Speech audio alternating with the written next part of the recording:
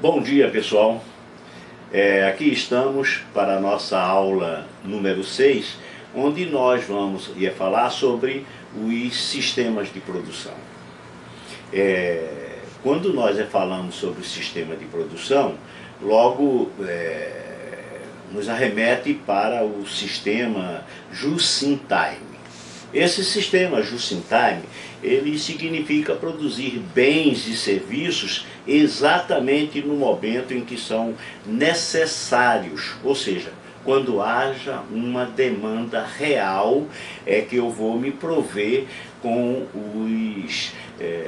os meios, os insumos, para que eu possa atender à necessidade dos meus clientes. Isso acontece muito com a chamada produção puxada. Então a produção puxada, ela tem como base nesse sistema Just-in-Time. Ou seja, eu vou produzir quando eu tiver uma demanda real. Diferentemente da produção empurrada. A produção empurrada, ela na realidade, ela ocorre a fabricação do produto com base numa experiência estatística de períodos anteriores, né? Evidentemente que a puxada ou a empurrada, ela apresenta vantagens e desvantagens, né? Então, vocês, depois de lido o capítulo da aula, então vocês pensem nas vantagens e desvantagens que pode ter uma ou outra, né? Pois bem, mas Slake diz que Just-in-Time significa produzir bens e serviços exatamente no momento em que são necessários, ou seja, não antes para que não formem estoques desnecessários e nem depois para que seus clientes não tenham que esperar, né? Você sabe que quando a gente forma estoques de produto acabado, nós acabamos imobilizando o capital da empresa e isso não é bom para o nosso capital de giro. Então, o Just-in-Time é isso. O Just-in-Time, ele na realidade, ele exige uma parceria muito grande, muito forte com os nossos fornecedores, né, para que a tempo e a hora, em função já de um pedido que entrou na minha carteira de pedidos, então eu tenha a entrega da matéria-prima necessária por esse fornecedor para que eu possa produzir o bem, para que eu possa produzir o serviço que já está sendo demandado pelo cliente, né? Tem também o sistema Kanban. Esse sistema Kanban, que significa cartão, né? Esse cartão, ele tem a função de controlar os fluxos de produção, tendo como princípio puxar a produção. Ou seja, o cartão pode ser substituído por outro sistema de sinalização, mas luzes, né, como caixas vazias, ou seja, eu coloco o produto, a matéria-prima que eu vou usar dentro de uma caixa e na medida que a matéria-prima vai descendo o seu volume, o seu estoque, então eu percebo que está na hora de fazer a reposição, né? Isso é mais ou menos assim esse sistema Kanban, né? Esse sistema Kanban de produção, ele vamos dizer assim, o sinal, né? Usualmente cartão ou caixa é o que é mais utilizado, que autoriza a produção de determinada quantidade de um item. Os cartões ou caixas, né, circulam entre o processo fornecedor, né, e o supermercado, sendo afixado junto às peças imediatamente após a produção e retirado após o consumo pelo cliente, retornando ao processo para autorizar a produção, né, e reposição dos itens que foram consumidos. Ou seja, algo mais ou menos assim.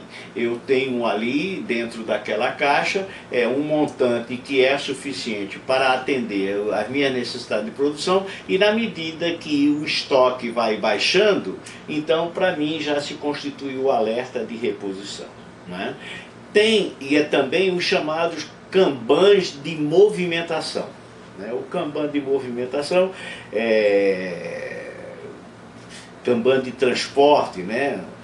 Usualmente um cartão, diferentemente do Kanban de produção, que ele autoriza a movimentação física de peças, né, entre um ponto e outro do processo, e é fornecedor e o consumidor, né, no caso a empresa e é consumidora.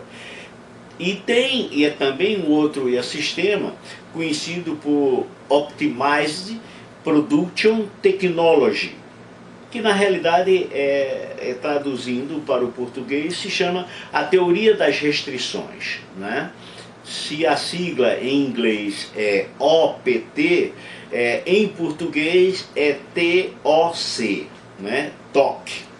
Ou seja, é uma filosofia de negócios que é desenvolvido por Eliyahu, né? Eliyahu Goldratt, né? E foi baseada na aplicação de princípios científicos e no raciocínio lógico para guiar operações, né, organizações humanas, né? A TOC foi concebida para auxiliar organizações a alcançar seus objetivos continuamente, sendo baseada em um conjunto de princípios básicos, alguns processos simples, ferramentas lógicas, ou seja, é tal como nós não quiséssemos que em nenhum momento o nosso processo de produção ele fosse descontinuado por qualquer que fosse a razão, né? Ou seja, por isso que ele chama de teoria das restrições, né? Ou seja, otimização da tecnologia de produção, né? Ou seja, a empresa, a produção, ela está sempre produzindo, né, sem que haja para isso qualquer descontinuidade, né, e é no processo.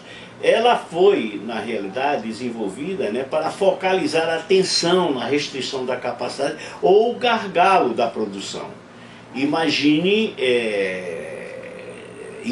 o que é uma grande indústria, ela ter que parar algum tempo por falta de matéria-prima, por falta de algum insumo, né? Então serve, a filosofia básica da OPT é balancear o fluxo, né, de produção, não a capacidade de produção. O nível de utilização de um recurso, não gargalo, é determinado por alguma outra restrição no sistema, não por sua própria capacidade, entre outras, né, filosofias para o qual elas foram criadas. Então, por fim, nós poderíamos dizer que é uma técnica também computadorizada que auxilia a programação de sistemas produtivos ao ritmo ditado pelos recursos mais fortemente carregado. Bom, era a nossa mensagem para hoje, né, nessa aula número 6, então não esqueçam de dar uma lida lá na apostila, na página 53 à página 95, e estamos aí para qualquer dúvida. Um grande abraço.